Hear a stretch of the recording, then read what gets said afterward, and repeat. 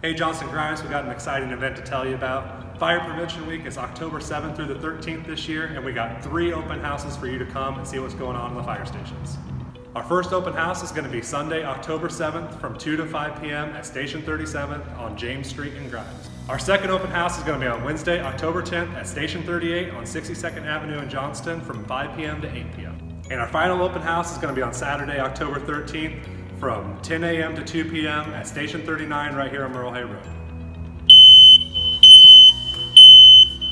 If you ever want to know why this is going off in the middle of the night, stop by one of our open houses and we'll tell you all about it. And not always has it been about learning, but if you're a kid, we got all sorts of great stuff for you. We got stickers, tattoos, firefighter helmets. Come out to the fire station and we're gonna have some fun. And when you come out to one of our open houses, we're gonna let you spray water out of a real live fire hose, try on some of our gear, and experience the life of a firefighter.